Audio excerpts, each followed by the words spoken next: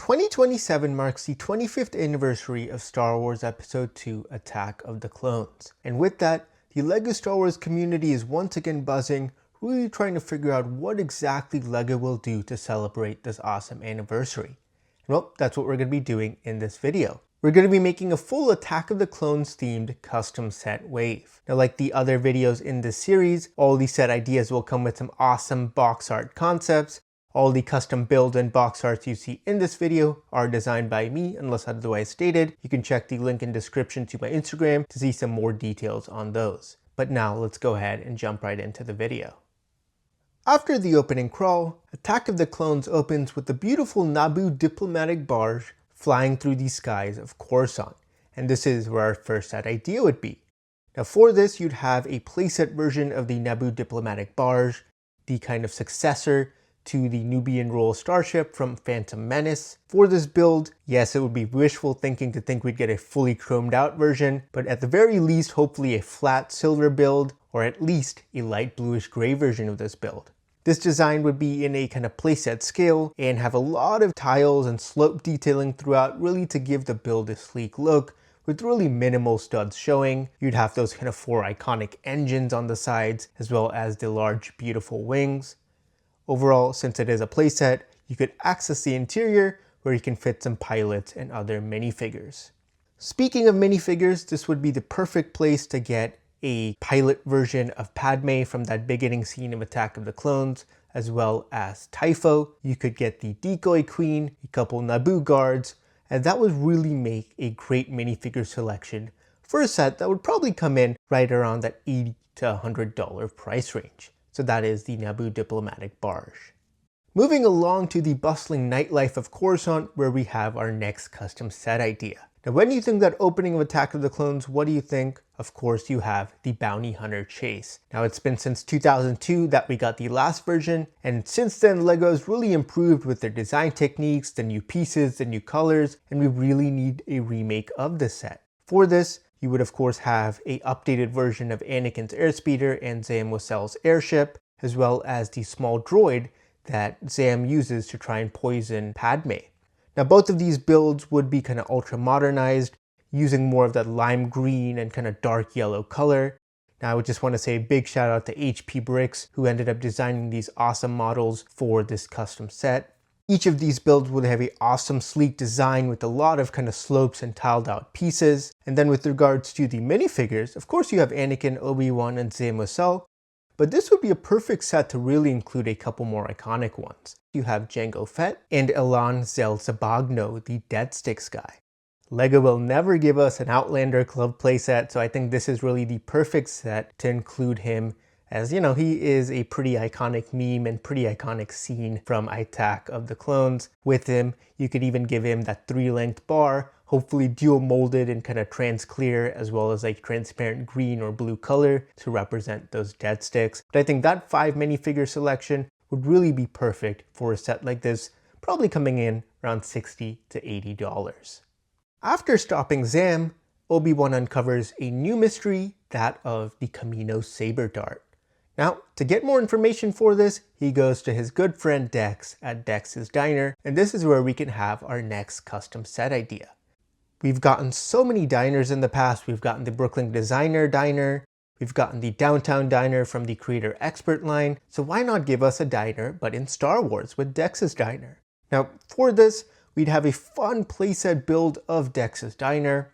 You'd have these kind of cool curved windows, as well as the kind of nice red detailing on the roof. It'd have a fun little interior with nice spacing and boots for your minifigures to sit on, as well as the actual counter with a bunch of awesome seating. For the minifigures in the set, of course you're going to have Obi-Wan and Dexter Jettster, and you can also include Obi-Wan's astromech, but this once again is a great opportunity to include a few more awesome minifigures. For one, you can have the WA7 waiter droid, as well as some sort of Coruscant citizen or diner patron. But then, I think this would be another great way to include that Zam Wesell and Jango Fett minifigure. Yes, they were included in the Bounty Hunter Pursuit, but I think just having them in multiple sets and making their accessibility a bit easier would be kind of the best way to go. This would be a great minifigure selection rounding out a potential $60 to $80 custom set. After getting the necessary information from Dexter, as well as consulting Master Yoda, Obi-Wan ventures to the mystery planet of Kamino, where we can have our next custom set idea. Now Kamino, yes, is a pretty tricky planet, pretty tricky location to design in LEGO. Now the actual cloning facility is too massive to really make a set of. Maybe a potential UCS version, but that just really is unlikely. So probably what the kind of more likely idea for Kamino would be kind of these small playsets. We already got the Kamino training facility gift with purchase. So, just designing a couple more Kamino themed sets in that scale. Huge shout out to Kyle Janin for designing these awesome builds from Kamino. So first off, you'd have the actual clone growth chamber as a kind of a playset build. And then you can have a variety of different clone troopers of different ranks. And this would be nice because you could really pair it with that Kamino training facility GWP. Another idea, potentially as an addition or a separate set on its own, would be a kind of diorama or a small section of the kind of Jango Fett's living quarters. I think these would probably be the best ones to do for kind of a Kamino build. Now, moving outside the clone training facility to the space above Kamino, we need some sort of large gray triangular ship in this wave. And what better one to do than the Acclamator? We've got the playset Venator, we've got a playset Star Destroyer, we've got a midi-scale Acclamator, so why not make a proper Acclamator playset? For this, you'd have a design kind of in the similar scale to the Star Destroyers and Venators of the past. You'd have some nice kind of greebling and design on the exterior since it is a pretty gray ship. But I think just adding some fun details would really make it look great. You'd have the nice bridge detailing as well as the awesome engines. And of course, a fully accessible interior with a bridge, some armories, as well as some sleeping quarters. With regards to the minifigs, this is where you don't exactly know who was on the Acclamator in the movie, so you could really include your own awesome figures selection. I think this would be the perfect place to include some of the more obscure Jedi that you really don't see in other scenes, but are really fan favorites. So for the two Jedi, I would say would be Kit Fisto, as well as Shaak Ti. I think the perfect selection. You could have a brand new Kit Fisto. Shout out to Bricks of Chaos for this amazing Kit Fisto design. Along with them, you could either include Nala Se or Lama Su, just so you can get a bit more accessibility for them in sets, and then a couple of clone troopers and potentially a clone officer. A playset in that $160 range of a Acclamator would really fly off the shelves. Next, let's travel to the wastelands of Geonosis for our next couple set ideas. Now for this kind of third act of the movie, when you think Geonosis, what do you think? There are really two main iconic locations that come to mind. One being the Geonosian Droid Factory, and second being the Geonosian Petranaki Arena.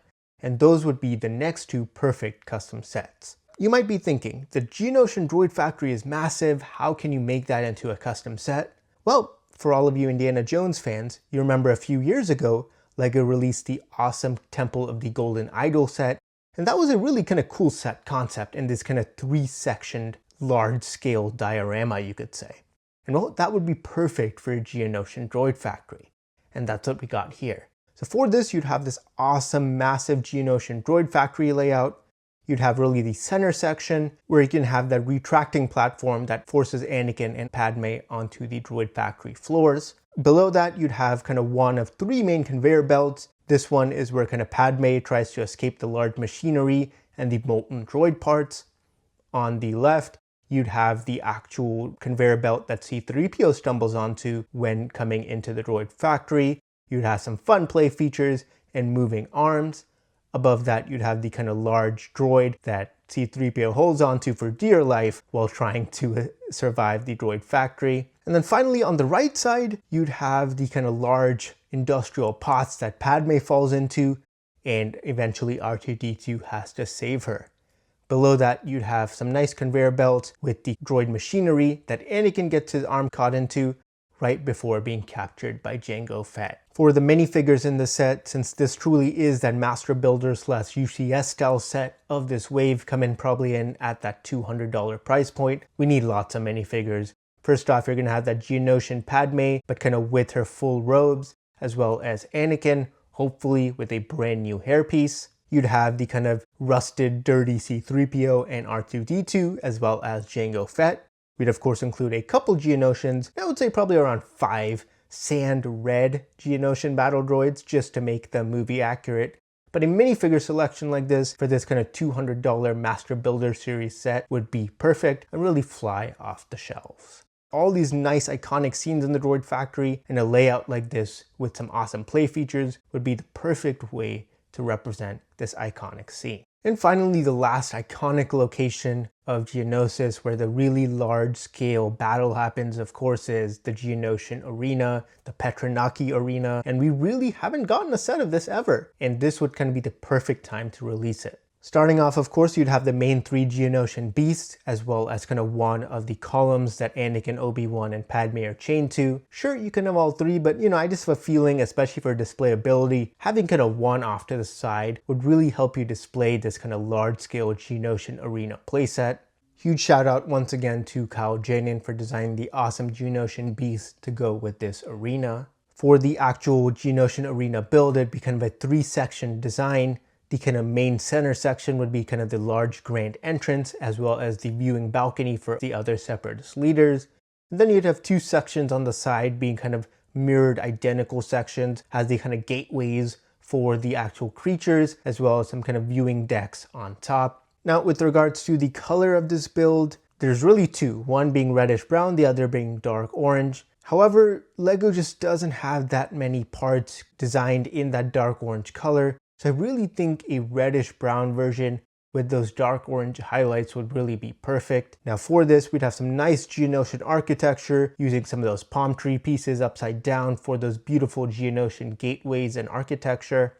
You'd have a fun little amount of the kind of dark orange highlights, as well as on the kind of ends, these large columns / towers. The actual viewing balcony would have some nice use of those kind of elephant host pieces, as well as some nice bars to represent the different Geonosian spires. And then of course, you need an interior. Here you have 3 main sections, starting off with the kind of center section. Here you'd have the grand entranceway, as well as some space for some weapons, as well as the area where Obi-Wan is held captive. Moving along to the left, you'd have the actual control room, which you see in Attack of the Clones. Here you'd have the kind of large hologram table with some fun detailing representing all the ships, as well as the large hologram of the Death Star. I know in the past LEGO's used these kind of large bionicle pieces, and I think those would be perfect here. Maybe recolor them in that transparent red.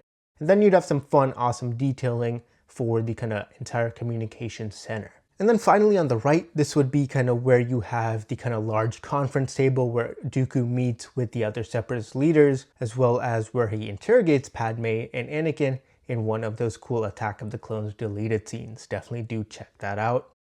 With regards to the minifigures, we're going to have our main Jedi with Obi-Wan, Anakin, Mace Windu, as well as Padme. We're going to of course have Dooku and Jango Fett. But I think this would be the perfect place to finally get a brand new Colbin Trevor. Use the exact same head mold, just a bit of a updated print. You'd have C-3PO with the battle droid body, as well as a couple more sand red Geonosian battle droids and commanders, as well as some super battle droids. Now yes, if LEGO really loved us, we could also get a brand new molded Geonosian droid head, which can fit onto the LEGO minifigure C-3PO body, but I highly doubt that.